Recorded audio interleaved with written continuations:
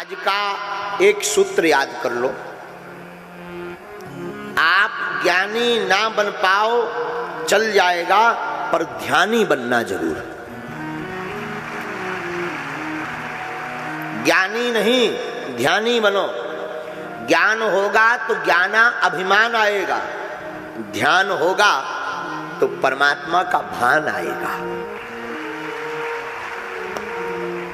ईश्वर का भान, भान का मतलब अनुभव, भान का मतलब महसूस, भान का मतलब उनकी उपस्थिति दर्ज होने की किरणें।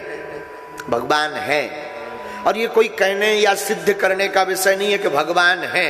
अगर तुम हो तो भगवान है। आप बोल रहे ये ईश्वर के कारण, हवा चल रही ईश्वर के कारण।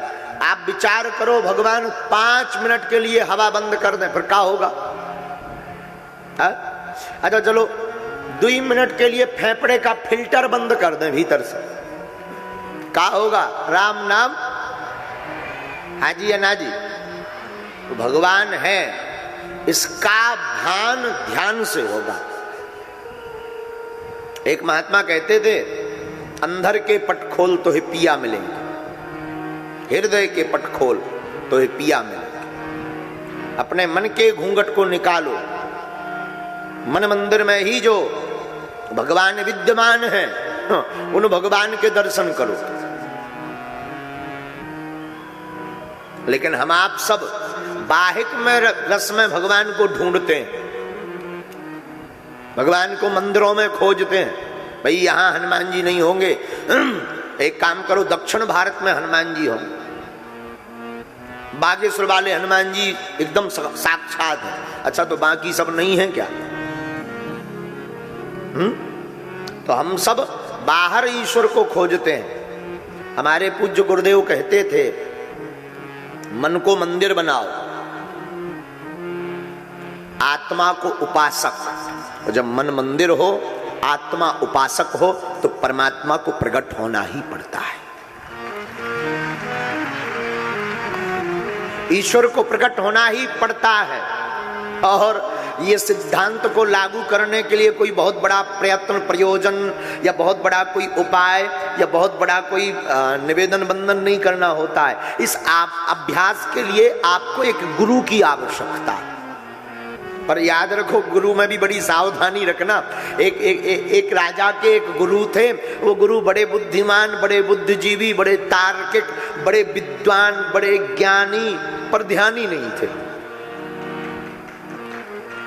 रोज राजा को कथा सुनाते थे। 22 साल राजा को कथा सुनते हो गया, और पंडित जी को, उन महाराज जी को, विद्वान जी को 22 साल कहते हो गया, और हर महीने 4 मोहर मिलती थी।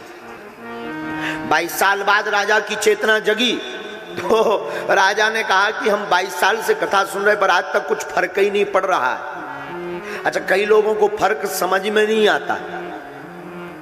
याद रखना, भगवान की कृपा हो जाने से तुम्हारे 4 कान नहीं हो जाएंगे। भगवान की कृपा या गुरु की कृपा हो जाने से तुम्हारे सींग नहीं निकलेंगे। भगवान की कृपा या गुरु की कृपा होने से आपकी आंखें बड़ी नहीं होंगी, मुख बड़ा नहीं होगा। कृपा और हवा दोनों दिखाई नहीं पड़ते, पर दोनों जिंदगी में होते हैं, और बहुत जरूरी भी है दोनों। जिस प्रकार जीवन जीने के लिए हवा जरूरी है, उसी प्रकार जीवन को सुनियोजित ढंग से जीने के लिए गुरु कृपा जरूरी है। हाँ, बहुत जरूरी है। अब हम कोई महिमा गाएंगे तो लोग कहेंगे महाराज प्रचार कर रहे हैं। नहीं नहीं नहीं, हमारा सिद्धांत बहुत उल्टा है। लेकिन हम आपको एक बात आज बताएंगे, कृपा की ताकत बड़ी अद्भुत होती है। तो राजा 22 साल तक कथा सुनता रहा। 22 वर्ष बाद उसकी चेतना जगी। चेतना जगी तो बोला, महाराज माफ करो, हमने कथा बहुत सुनी, अब आज तक हमें कुछ तो हुआ गया नहीं। तुम ज्यों के त्यों हो, 4 की 4 मोहरें ले रहे, और हम भी ज्यों के त्यों हैं, राजा के राजा बने बैठे हैं। अब समझ में नहीं आया, मामला गड़बड़ है, इसका उत्तर दो। और अगर 1 महीने में उत्तर नहीं दिया तो मोहरें बंद, ऊपर से फांसी मिलेगी। अब पंडित जी की हार्ट बीट बढ़ गई, बीपी हाई हो गया। पंडित जी ने तो ये तो कभी सोचा ही नहीं था। और क्षमा करिएगा, रटी रटाई बातें बोल देने से, पुस्तकीय ज्ञान पढ़कर बोल देने से जगत का कल्याण नहीं होना है। पुस्तकीय ज्ञान तो गूगल भी बहुत अच्छा बता देता है, पुस्तक का ज्ञान पढ़ के उसमें ध्यान लगाकर कहने से कुछ होगा क्या? अगर हम पढ़कर के भर बोले तो आपके चित्त में कम टिकेगा, पर उसका अनुभव करके बोले तो हम बड़े दावे से बहुत जोर से बोलेंगे जब अनुभव में। और जब अनुभव की बात बोलेंगे तो आपके कानों से होते हुई आपके दिल और दिमाग दोनों पर ठेस करेगी।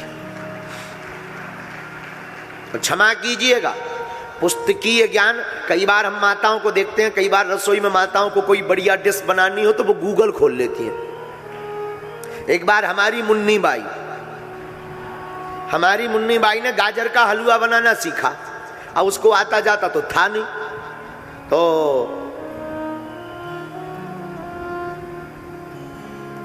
बुद्धि लगाई नहीं उसने, किताबी ज्ञान से उसने हलवा बनाया। उसमें लिखा था कि अब हलवा को 5 मिनट ठंडा करने के लिए रख दीजिए। बेचारी ने ठंडा करने रख दिया। अब हलवा को चूल्हे पर चढ़ाइए, उसने चूल्हे पर चढ़ा दिया। जो जो बताया वो सब डाला, बहुत बढ़िया से डाला। जितनी मात्रा बताई गई किताब में उतनी मात्रा बेचारी ने डाली, ठीक ठाक से पढ़ के 2-2, 3-3 बार।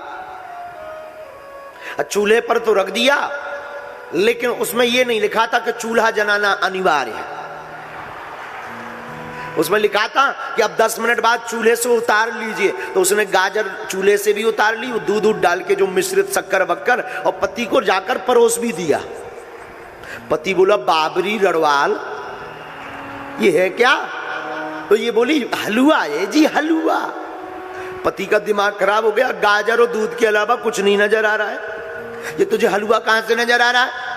श्रीमान जी क्षमा करना, किताब में लिखा था 10 मिनट चूल्हे पे चढ़ाना फिर रख देना, मैंने चढ़ा दिया। और जब किताब वाले के ऊपर उसने केस किया, मुकदमा किया, तो किताब वाला बोला, क्या हुआ बहन जी, केस क्यों किया? बोले, आपने लिखा था 10 मिनट चूल्हे पर चढ़ाना, मैंने चढ़ा दिया और ज्यों का त्यों दे दिया, मेरे पति ने तलाक दे दिया।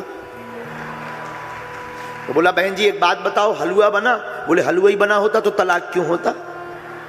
अच्छा तो फिर हलवा क्यों नहीं बना? बोले, वो तो तू बता, किताब तूने बनाई है, मैंने थोड़ी बनाई है। तो अच्छा बहन जी, आग तो ठीक थी? बोले, आग तो तूने लिखा ही नहीं कि जलाना है, चूल्हा ही नहीं जलाया। अब बताओ, ऐसे लोगों से राम बचावे? बताओ लो। अब ये भी कोई बड़ी बात, ये भी कोई बात है? ये भी कोई बात है? तो दुनिया है, कहने का अर्थ होता है और समझने का अर्थ होता है। इसलिए ध्यानी बनोगे, ज्ञानी बनोगे तो ऐसे ही हलवा बनाओगे, और ध्यानी बनोगे तो उसमें डूब जाओगे। जब हलवा जब तक चख नहीं लोगे तब तक परोसोगे नहीं। इसलिए ज्ञानी नहीं, क्या बनो? बोलो ना, ध्यानी बनो पागलो। ध्यानी बनोगे काम आएगा।